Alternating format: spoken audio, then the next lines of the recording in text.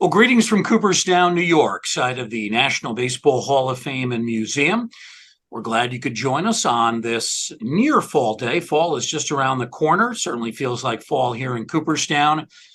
This is our virtual author series. For those of you who don't know me, my name is Bruce Marcuson. I work in the Hall of Fame's Education Department.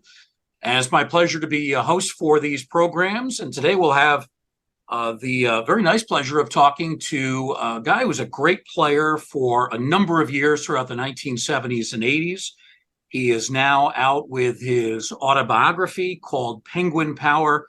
Joining us is Ron Cey. Over a 17-year career, Ron Cey hit 316 home runs, drew over 1,000 walks, made 6 All-Star teams, also received MVP consideration on 5 occasions, and he was named the MVP of the 1981 World Series as he helped the Dodgers to the World Championship.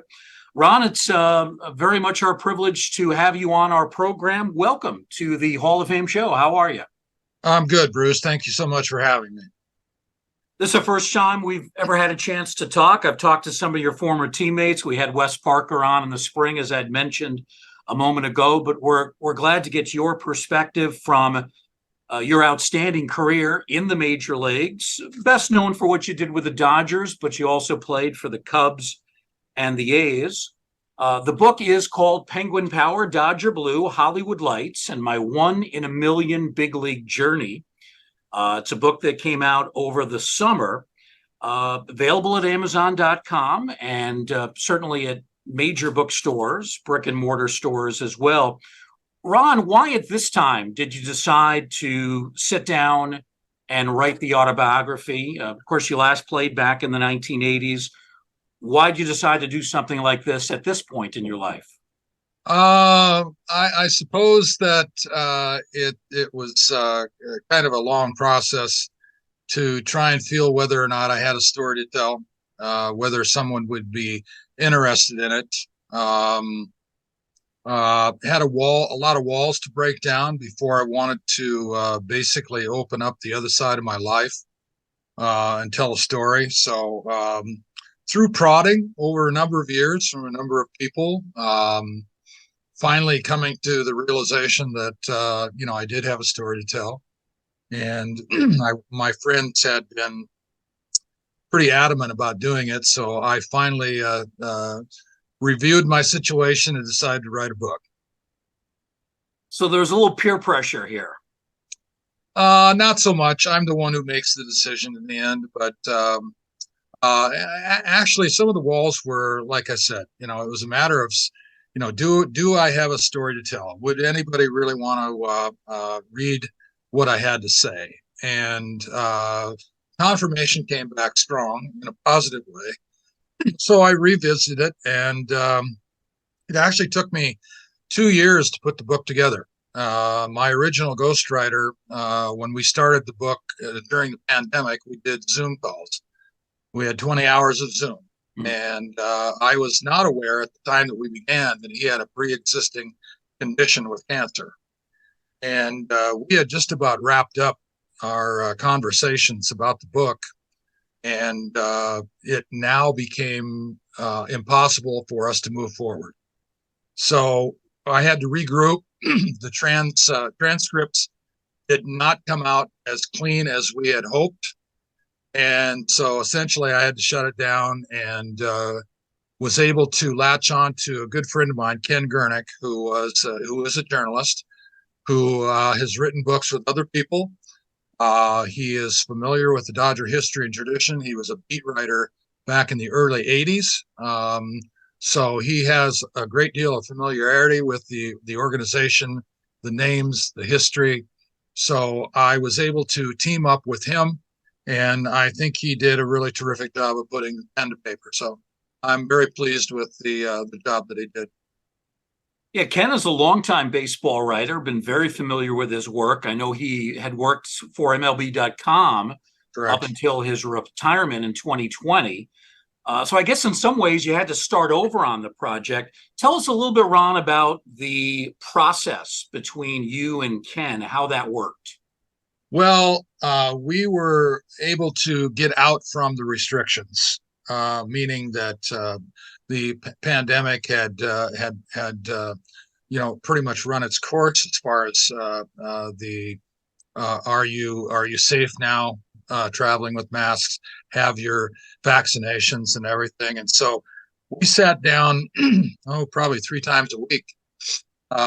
He would come to the house and we would sit and talk, and he would record, and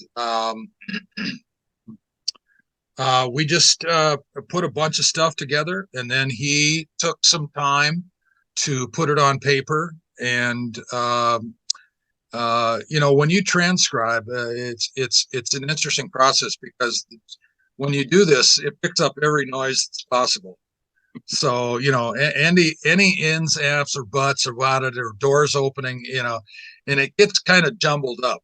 And so I needed to see what it looked like on paper rather than listening to some jumble on a transcript. So yeah, it is a big process. It like I said, it took 2 years.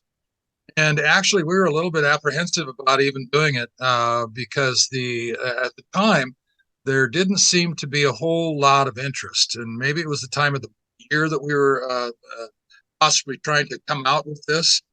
But Triumph Books out of Chicago gave us an indication that they were interested in moving forward. And once we had a chance to sit down and talk about it, and they saw the involvement that I was willing to take on, then it was an easy choice from that point on. So we've been out since the middle of June, and I still don't have my website up, which has been a real problem. It's been delayed for any number of different reasons, but I am pretty confident that within the next month and a half, that I will have a website that you will be able to go to and latch onto this book.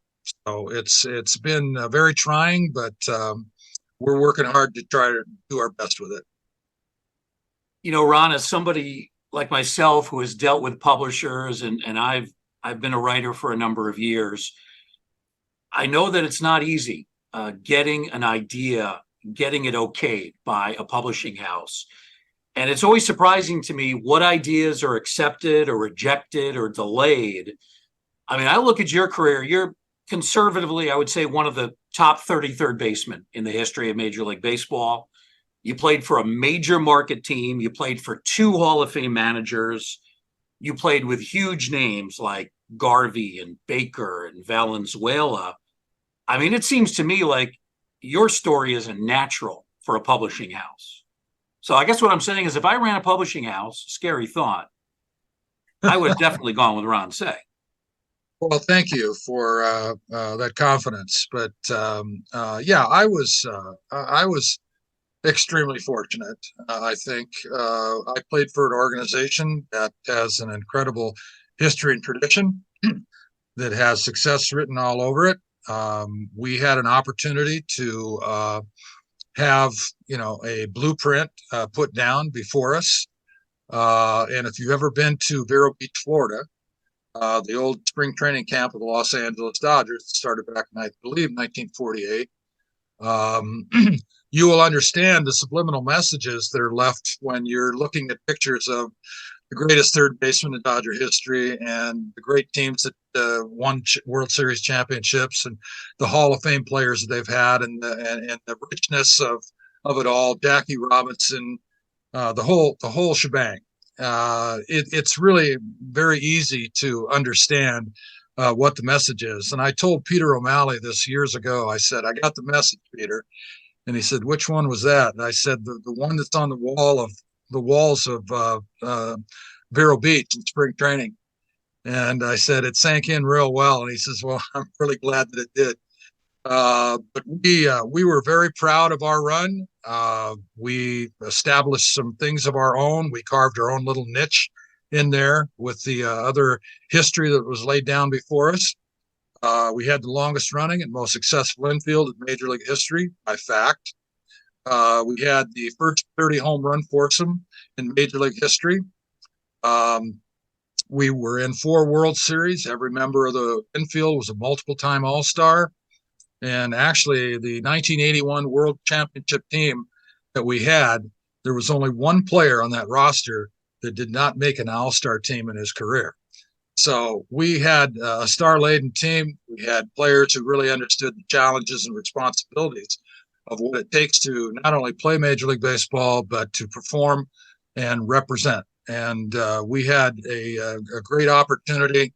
Our big time events were against the New York Yankees, who have the greatest history and tradition in all of baseball. We could live another lifetime, and we still would not be able to catch up to all the things that they've been able to accomplish. But it's just a lot better. Having said you beat the Yankees in the World Series than some other team, it has a resonance to it. Here are some great shots of you earlier in your career, and we know they're early because it's before the famous mustache that you had for a good portion of your career, probably from the mid '70s. I'm guessing till the end of your career when you played in Chicago and in Oakland. We see one of you wearing the home uniform, and then a shot on the road. I'm not sure which stadium it was. It's an artificial turf stadium, and back in the early '70s, a lot of those turf stadiums tended to look like one another. One of the things that you do in the book is you clear up the story about how you got your famous nickname, the Penguin. For years, we heard Tommy Lasorda tell stories that he was the one, but actually it came a little bit before you met Tommy, right? Yes, it did. It came in college. I was at Washington State University. My coach there, Chuck Brayton, was the one who coined me the Penguin. He didn't call me that a lot, but once in a while he would throw it in there. But I was drafted out of high school by the New York Mets, and I had a baseball scholarship to go to Washington State. And I had the Vietnam War staring me in the face. And basically, it made going to school more important than ever. It's the only way that I could have a deferment and also have my education. And so it was an easy choice to go to school rather than sign. I knew people that went to Vietnam, and you know how that turned out, not so well, and lost some friends over there. As a matter of fact, I had a fraternity brother who was a lifelong friend who was in ROTC. And so he had a commitment after his graduation, and he went over to Vietnam and flew helicopters and got shot down 3 times to talk about it. So another story that just comes in because it crosses paths. But baseball was a childhood dream for me. The reality of it today is now that it was once a dream, it became a reality, and now it's a dream again. And it's hard to go back in there and realize that after all this time that I actually did do all those things. But it was a tremendous opportunity for me. I was able to make it happen. And if I can make it happen, other people who have childhood dreams about wanting to do something that is maybe a little bit out of the ordinary, above the norm, ride it out. Find out for yourself whether you can do it. Yeah, you point out in the book, if you had signed with the Mets early, that would have increased the likelihood of you being called into active duty in Vietnam. Correct. But by delaying that, I mean, there's still a possibility you would have had to go to Vietnam. And there were also a number of players who served in the military reserves, even if they didn't go abroad. Correct. So that was a factor. You didn't really have anything against the Mets. You were looking at a bigger picture. No, it was just a matter of circumstances.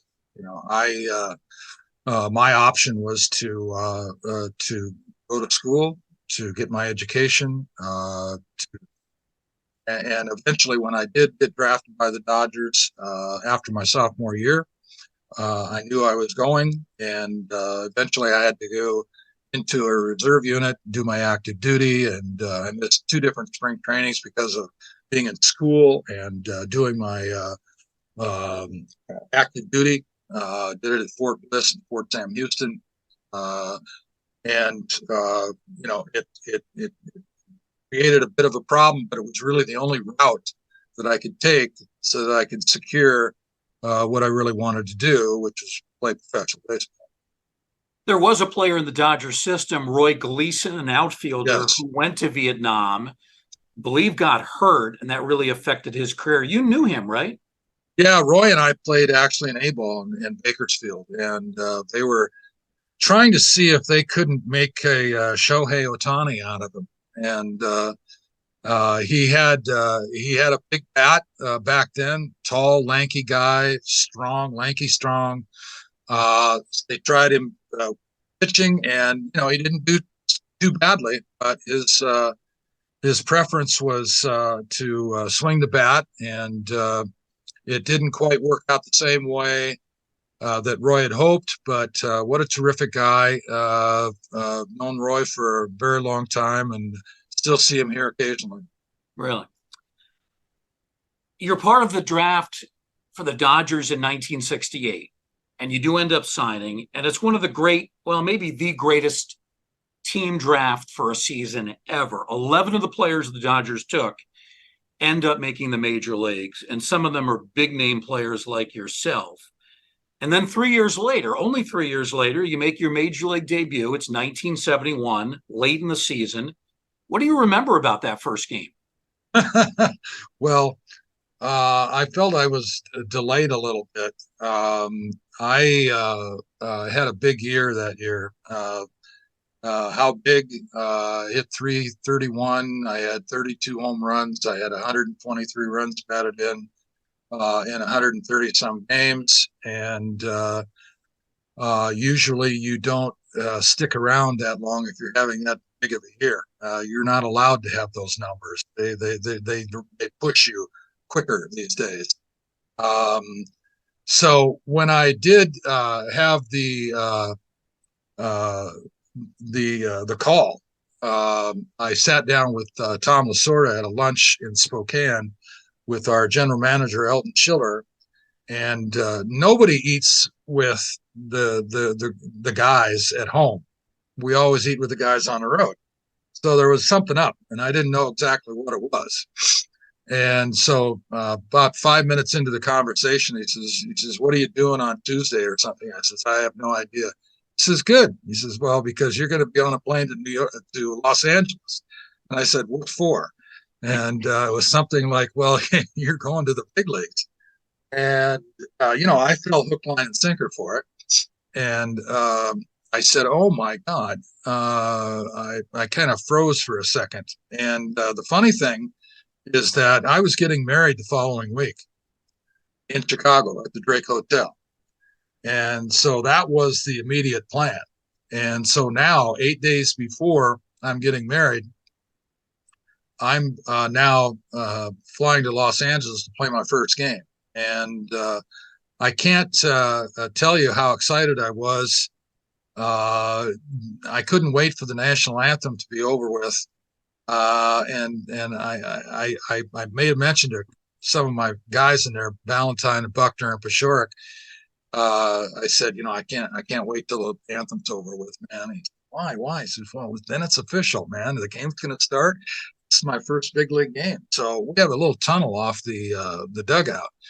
And so once the anthem was done, I just hightailed it off the bench and ran up and pounded the walls for a couple of minutes. And it came back down for the first pitch. But it was such a dream. But having said that, it's easier to get there than it is to stay there. Hmm. And now that I had gotten this opportunity to put my name in the books, I wanted to do more with it. I wanted to be one of those guys, and I wanted to have our teams win, and I wanted to be the best I could be. And, a lot of that came true. We had a juggernaut in the 70s. It was a much different time because the two best teams in the National League were playing in the National League West in Cincinnati and the Dodgers. And let me refresh your memory if you don't remember who those players were for the Reds. They had a guy named Bench and Perez and Morgan and Concepcion and Rose, Foster, Geronimo, and Griffey Sr. And you line up against those guys every day when the going gets tough, and you know that the road to the World Series is here. Those games were intense. We always felt that that was our true rivalry. Did the call up to LA delay the wedding? No, Al Campanis knew that I was getting married, so I flew to Chicago a couple of days in advance. And for those who haven't read the book yet, I'm not going to tell you exactly how that went, but you should see how that did go. Mm-hmm. And then, of course, my wife and I got back on a plane the next morning. We were flying to Scottsdale, Phoenix. She was a grad student at ASU. Mm-hmm. And then I continued to go to San Francisco and join the Dodgers in San Francisco. And then there were a couple of weekends that she came over between that and then I went back to Arizona and played in the Arizona Instruction League in the off season just for something to do. Your fiance Fran, yes, becoming your wife, and still with you all these years later. Well, we just had an anniversary here. We were just in Chicago here last week. And we had planned to catch up with our other relatives, her sister and her brother, and then the other friends that we've had in Chicago for so many years, going back. That's where she grew up. And she went to the University of Wisconsin, and she went to U High in Chicago. So we have a number of close friends there, and we were able to spend some time. But 52 years, I don't know how she did it. I have absolutely no idea how she did it. Well, that's wonderful. Congratulations on the milestone plus 52 years of marriage. It's great to hear. That first game that you played, I think you were a pinch hitter, if I'm not mistaken, right? Yeah, it was a pinch hitting experience. I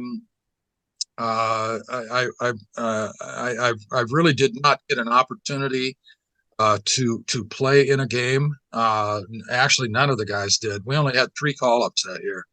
I think it was Mike Strawler, Tom Paciorek, and myself, and primarily because the Dodgers were in a pennant race, as it turned out, and they ended up losing by 1 game that year. But I got to sit and watch, and I had Frank Robinson, and I had Maury Wills, and Don Sutton, and others to kind of look and see how they did things, and so. It was a nice opportunity, and it was just good to get a feel for what it's like up there before you really have to come here and start playing every day. It's like getting these kids into spring training games as they do now with intent.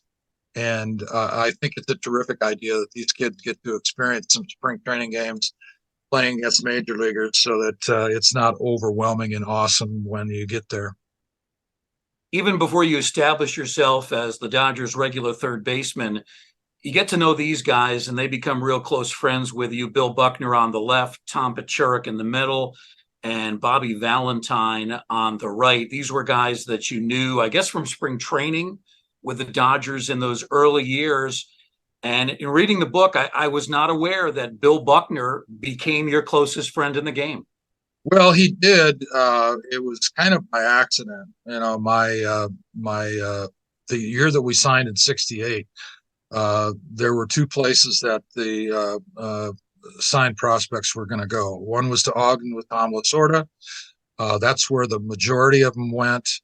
And then the others were going to Class A ball, which was a 2-month stint in the Northwest League.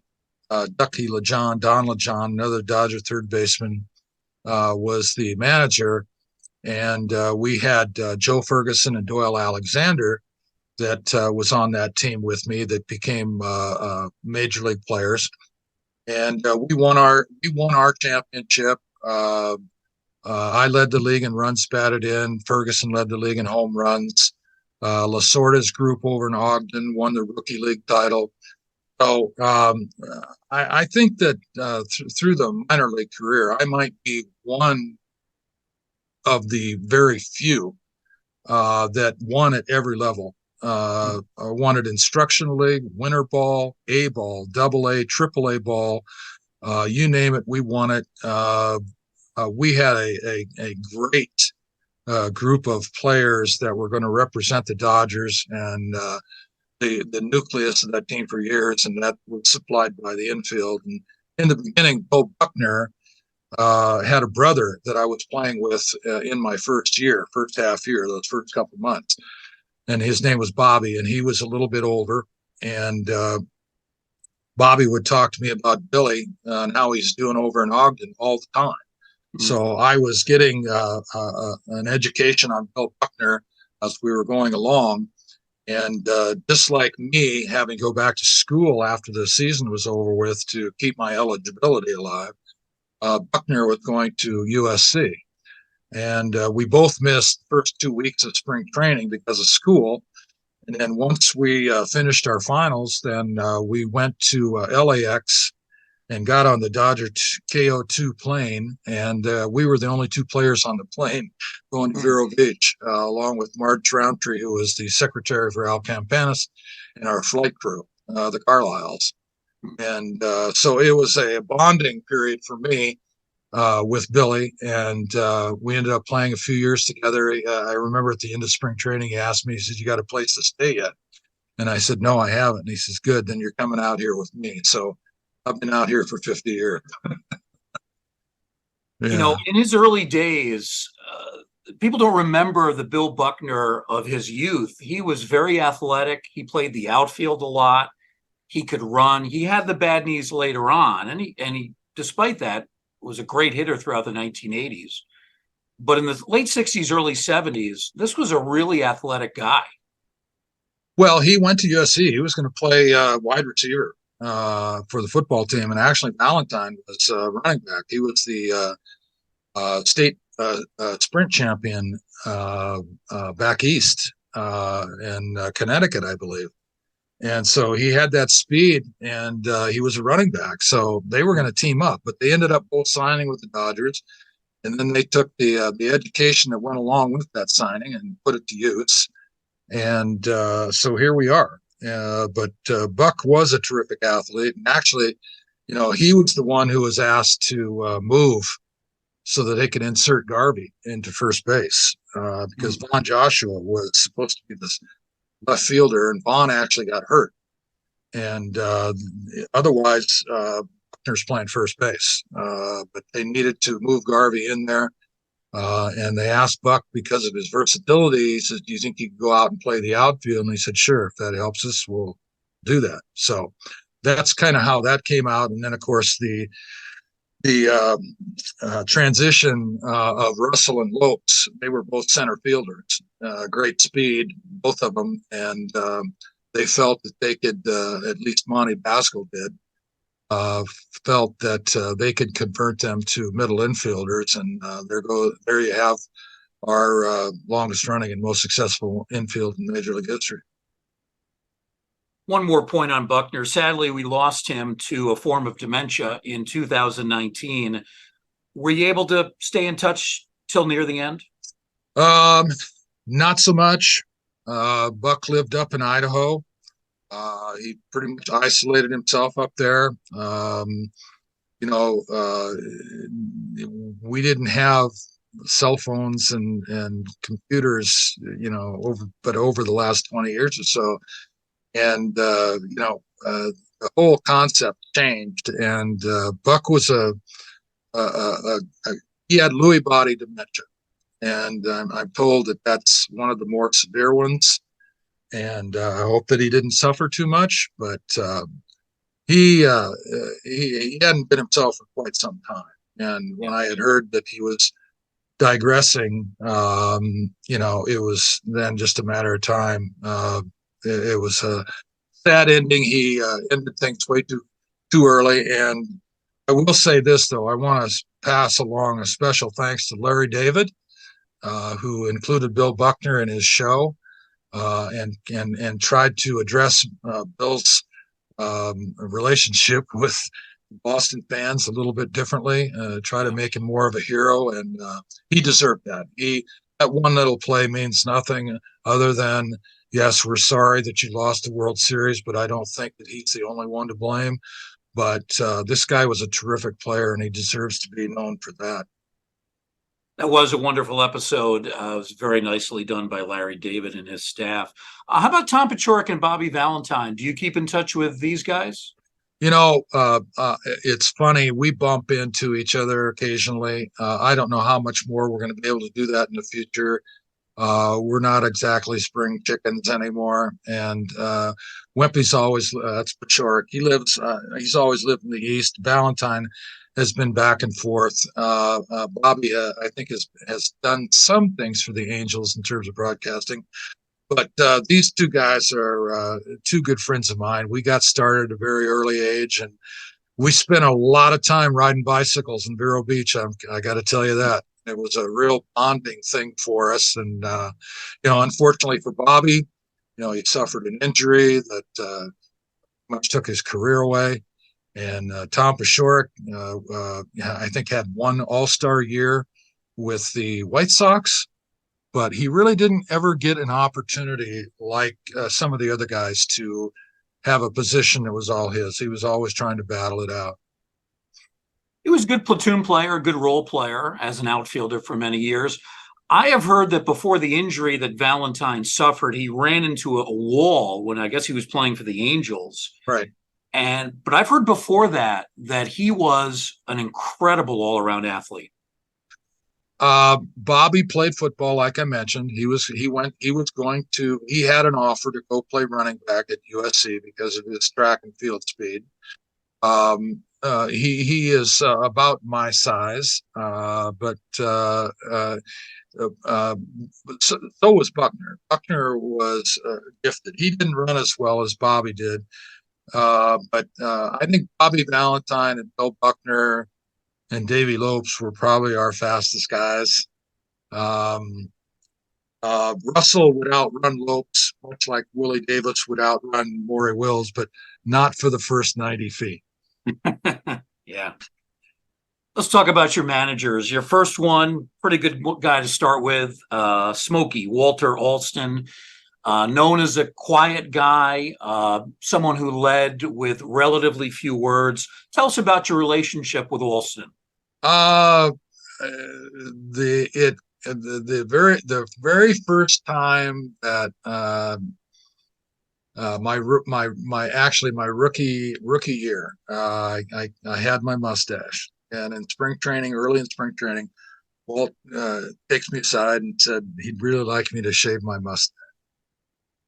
And I said, okay, that's the way you want it. That's the way we'll do it. I'm not in a position where I'm offer resistance to this. I'm the new kid on the block, and I'm trying to make my way. So yeah, I'll play ball.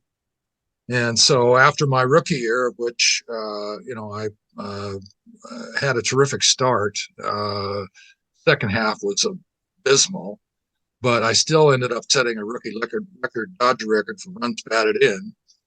And when I came to and I made the all rookie team, MLB rookie team, and I beat out Mike Schmidt, if that's any consolation.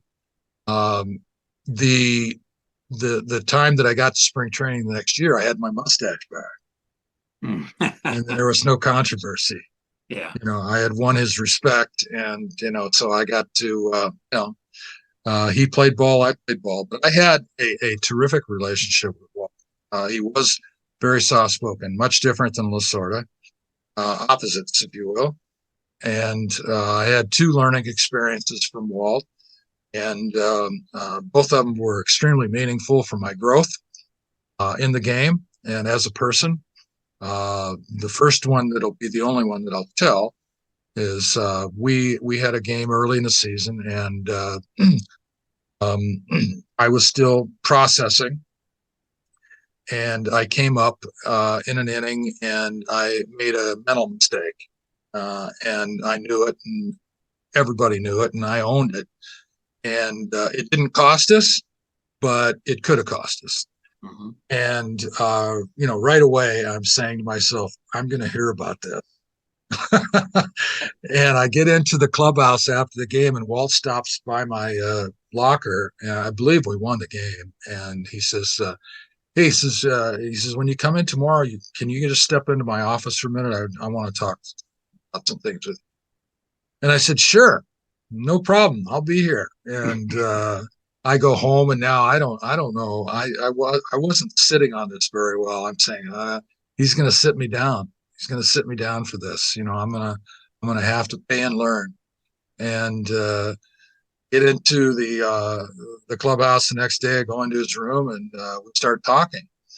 And he says, the play that came up there in the fourth inning last night. And I'm saying, oh God, here we go. I'm gonna get it. About ready to get it.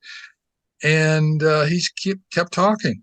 And so I said, oh my God, he's not gonna rip me apart here. We're gonna actually talk about this. And so we did. And he asked me, he says, what happened? What were you thinking? And I said, I didn't plug in all the things that I should have, it went blank there for a second. So I said, I own it. It's my fault and whatever. And, I'm not planning on making mental mistakes, but, here's the one that I did that was visible. And, he said, okay. He says, I'm pretty sure you probably didn't sleep too well last night. You probably thought that I was going to sit you down, but that's not the case. So you're back out there tonight, and let's just keep things at a minimum. And there we go. So I had great respect for him for handling it in the manner that he did. And I was rejuvenated, once I left the office again. To know that I do have some flexibility here, but everybody knows that mental mistakes can kill you, and the physical mistakes will happen, whether you're at fault or not. They seem to happen, but the mental mistakes, the better you're prepared, you're going to eliminate those mistakes. And I didn't make that one again. I made some other ones possibly, but I didn't make that one again. Sounds like he was a very reasonable and a very fair man. I always liked him because he talked to you man on man. He didn't embarrass you. When everybody's got a different way of how they coach and manage and whatever. And I didn't think that ridiculing anybody in front of everybody when it happened. There's a way to handle it that won't make you feel embarrassed. You already feel bad as you can anyway, and especially if it comes back to hurt you. Yeah. But it's one of those things where I had great respect for it, and I ran into my GM in Chicago with Dallas Green, and Dallas, as much as I am in his corner, because he lived up to everything that he promised me that would get done. Which is something he did not have to do. There was a time, because we had so many Philadelphia players that he brought over to Chicago, and with the new ownership of the Tribune Company, and we were trying to establish new tradition, and Dallas got into ripping a few guys in the paper, and I went in and saw him, and I said, "Can we have a conversation?" Of course. I said, suppose that you can just not do that in the paper, because I got to live with them, and they're your guys. And so he understood, but his answer was kind of gruff. It would say, well, I'm paying them a lot of money, and if they don't play well, then they're going to hear it. And it was pretty much on his side of the fence, though. It was his Philly players that he demanded a little bit more from. But Dallas did us right. He got a winner in there in 2 years after I started. 1984, he called me, consulted me about the possibilities of getting Rick Sutcliffe, and it was after the first month or so of the season. And he called me and he said, "I've got a chance to get Rick Sutcliffe. What can you tell me?" And I said, "Go get him." I said, he's a bulldog. I said, he won 17 games his rookie year for us. There was a year where he couldn't make the postseason roster and he tore up Lasorda's office. I said, this is the guy that you want on your club. He's going to give you the innings. He's a good athlete and he can hit. And so he went out and got him. And he made me look good. Sutcliffe went 16-1 and won the Cy Young Award. And, so that was also a vote of confidence too, that he entrusted something with me, and it turned out well. Going back to Alston in that period of time, he remains your manager through the 1976 season. Then he retires. Then in comes Tommy Lasorda, as different a personality as you could find from Walter Alston. We all know what a great motivator Lasorda was, but he was also a guy, he could be pretty tough on players. To say the least. Yeah. He Tommy was a hands-on guy. And part of the show that he puts on is exactly that. It's a show. And sometimes even we would laugh at him for getting so carried away at times. I remember a time in Vero Beach, we're playing a fantasy camp game with the campers, and Lasorda has been asked to pitch. And so he goes out and he pitches, and one of the campers gets a base hit on him. And so he charges the guy that's running down the first baseline, and he throws his glove at him. And, it's hysterical. But he takes he was the one that actually, I think,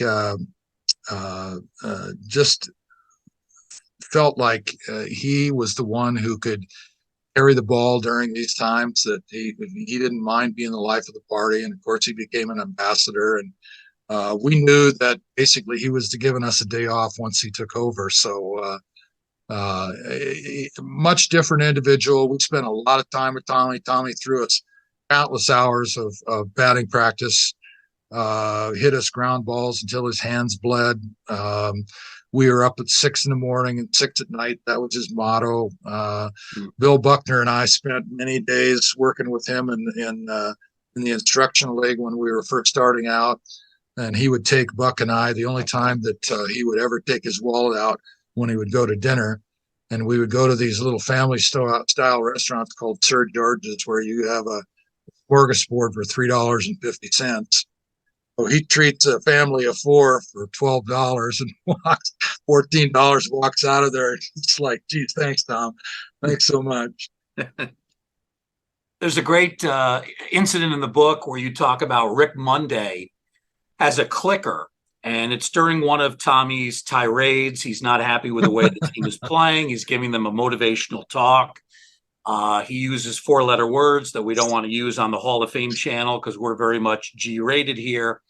And Monday actually would keep track of how many 4-letter words Tommy used. I guess Monday did this regularly, right? You could say that. We didn't have too many of these meetings. This is when we started to get a little bit ragged, go sideways, lacking energy or motivation, or just in a rut. And he would call a team meeting. We also we called team meetings when we felt that we needed to shake things up. And both Tommy and Walter, when I would go in and say, we need a players only meeting, we feel like we need to touch up some things. Are you good with that? And both of them would say, yeah, sure. Just take the clubhouse down the way and go in there and do your stuff, and just be prepared to do the rest of the stuff after that.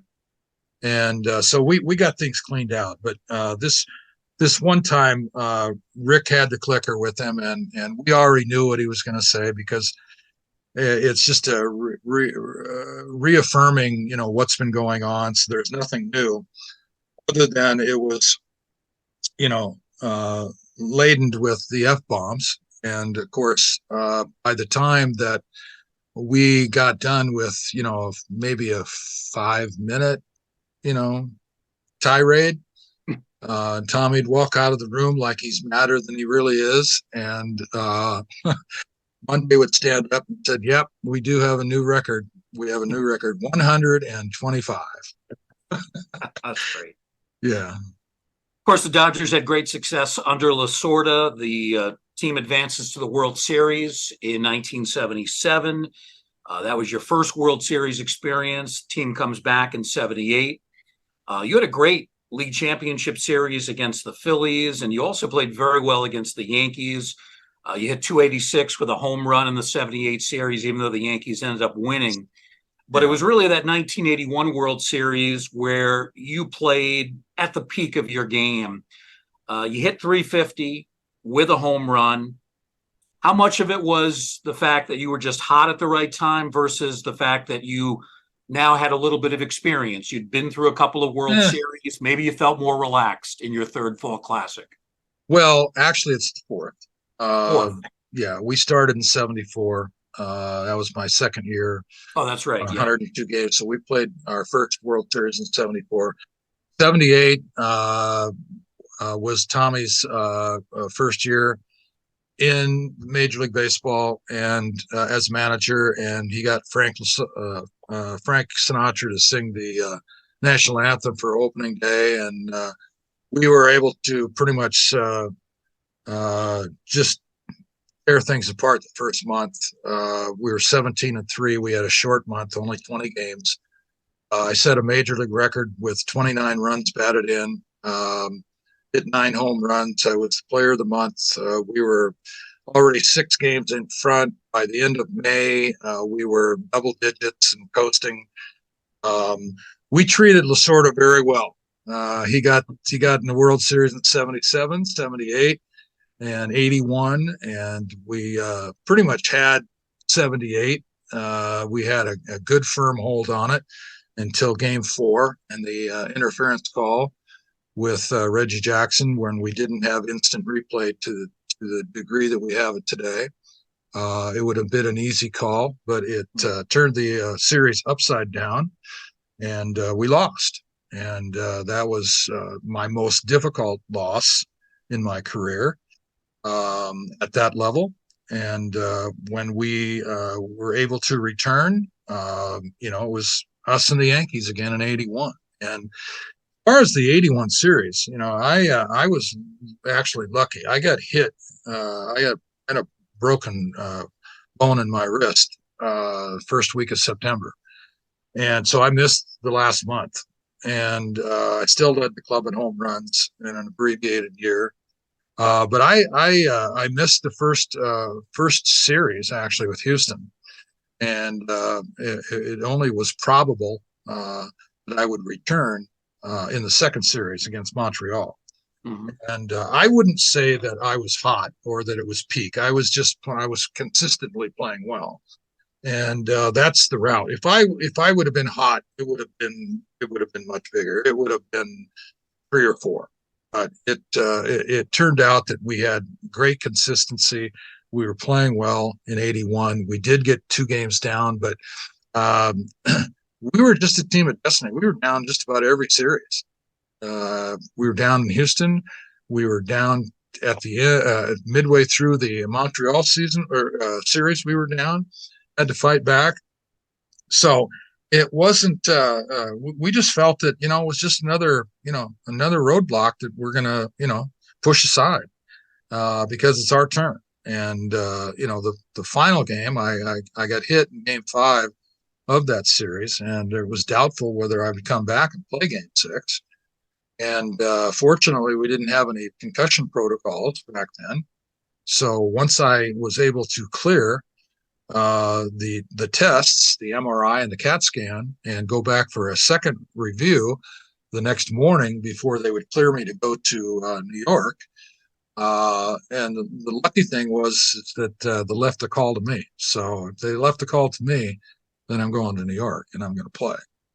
I did need an extra day. We had 1 game delay because of weather, and that helped a great deal for me. But I did leave very early that day to go to Yankee Stadium in Game 6 to go through a number of different workouts to see if I'd get dizzy or lightheaded or whatever, and I was good. all the way up until about the sixth inning of the game, and I got dizzy, and I told Lasorda that we've got a comfortable lead. I'm confident that we're going to do this, but I don't want to have anything happen negatively on my watch. And he agreed, and so we made a switch, and then we coasted the rest of the way, and bring the World Series back to Los Angeles. Ron, when you were hit with that Gossage fastball, you were down on the ground for several moments. I've never been able to tell from the replay. Were you hit in the ear flap, or were you hit above the ear flap? Well, this picture you're showing right here, I didn't have the ear flap. Oh, you didn't? I had the brim, on the brim, just right above that top there. Right. So it got you partly in the ear? Well, if it would have hit me, if I hadn't cupped my head lower like this, I just ducked at the last second. If I'd have gone the other way, then it would hit me. It would have done serious damage. What happens is that I don't know exactly what they call this bone technically, other than a cheekbone.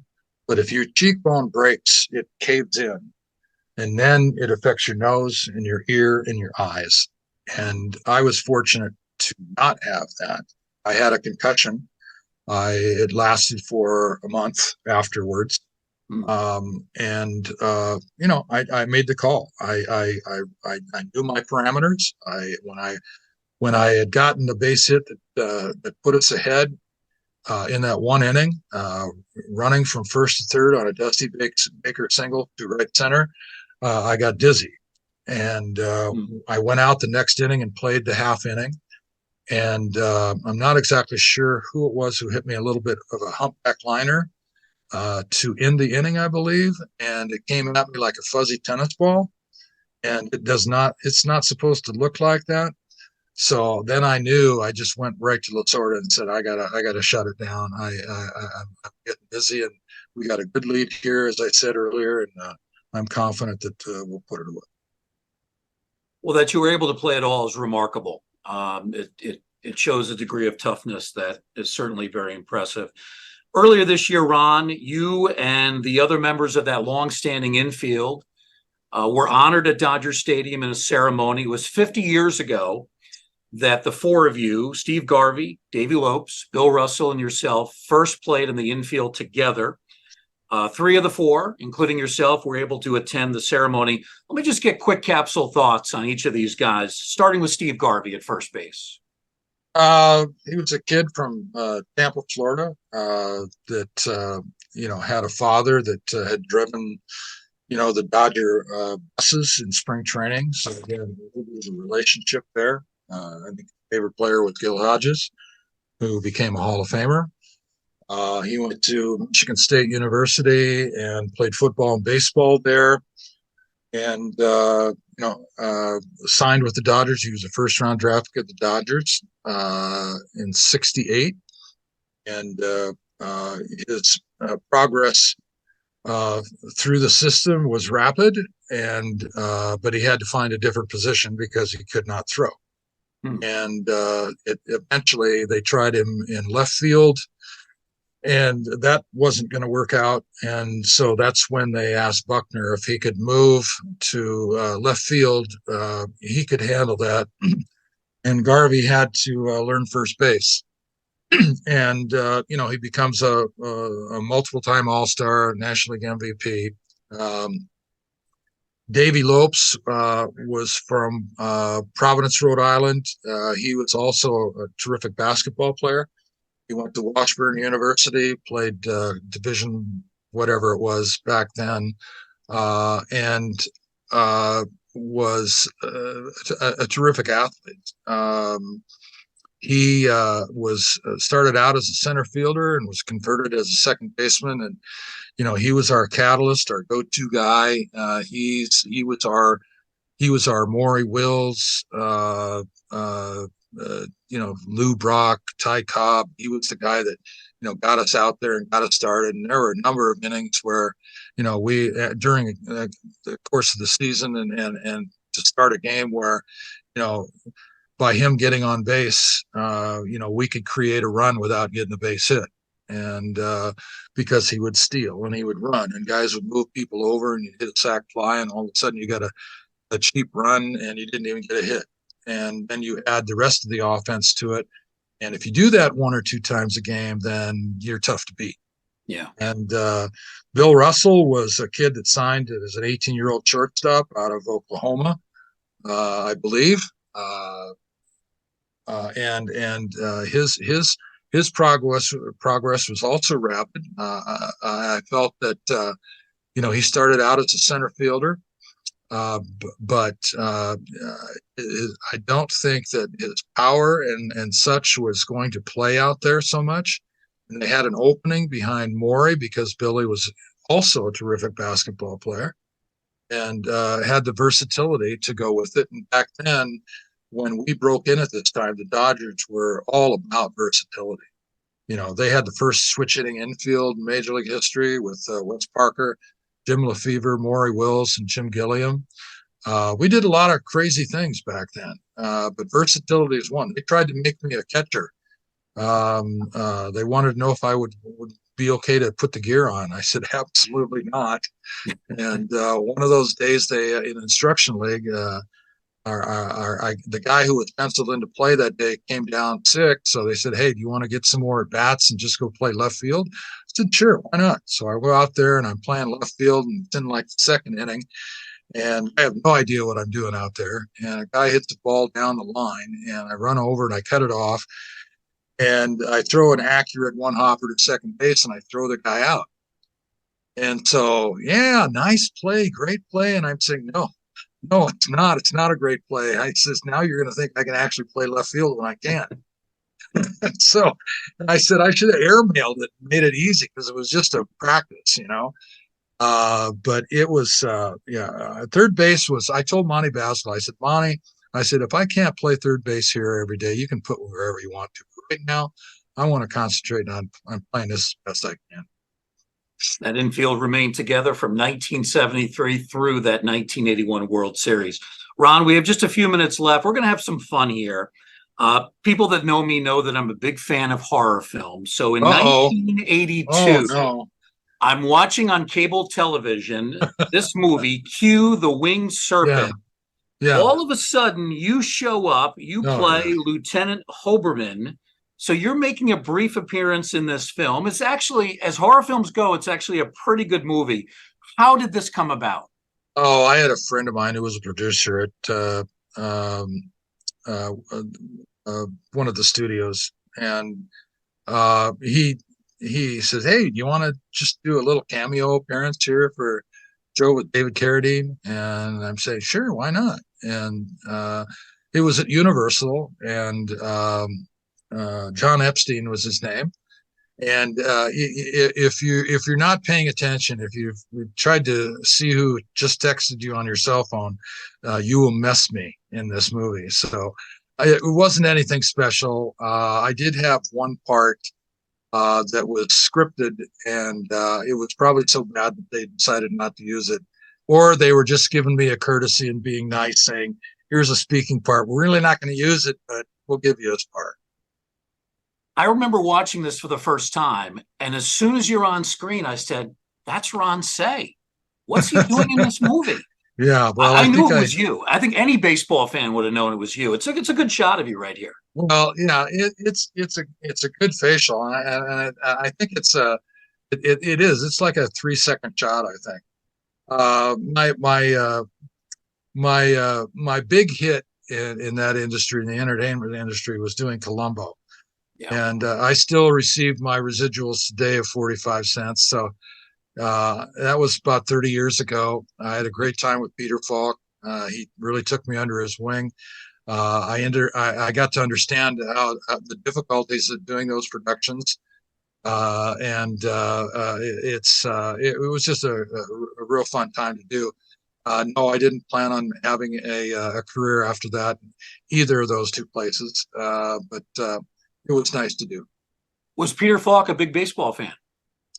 I believe he was. I mean, he certainly knew who I was, but I don't remember Peter being involved in our Hollywood Stars Night back then, because back when we were playing in the early 70s, we brought the Hollywood Stars. We brought them all out, and every one of them, unbelievable the amount of the named people that we were able to get to come to the ballpark.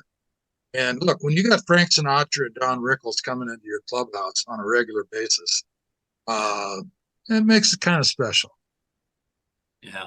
I think you also had an appearance in Murder, She Wrote, Angela Lansbury's great show. I don't remember that one. I think I would No? have remembered that one. I don't. Maybe I was on. I did a thing with Richard Pryor in Pryor's Place, and you have to understand. I mean, Richard Pryor is, I mean, unbelievable Yeah. comedian, and it was just kind of overwhelming. I'm actually doing something here with Richard Pryor. I did another show with Elliot Gould. I did a Pearl Bailey special back, I think, in 1979, where I actually had to go on stage and had a speaking part and had to dance, which was, I'm sure, a Nice. sight for poor eyes. But, I had fun. A lot of Dodgers got to participate in those things over the years, simply because of the nature of which, we were a form of entertainment as well. And as much as we watched all those guys perform their skills, they would come to the games and watch us do ours. Wonderful career in life. The book is Ron Cey, Penguin Power. A lot of these stories are in the book. It's a lot of fun. Highly recommended. It is available at Amazon.com and most major bookstores. Ron, best of luck with the book, and really thank you very much for coming on with us here at the Hall of Fame. We do appreciate it. Bruce, it was my pleasure. I thank you so much for having me on. Former Dodger great Ron Cey has been our guest on the virtual author series. We thank Ron for joining us. Our next program will be coming up on October the 12th. We're going to be talking to Lee Lowenfish. Lee's book is about baseball scouts, baseball's endangered species. That's actually going to be a nighttime program at 7 p.m. Thanks to Ron Cey. Thanks to all of you for joining us for virtual author series here at the Baseball Hall of Fame. Take care, everybody.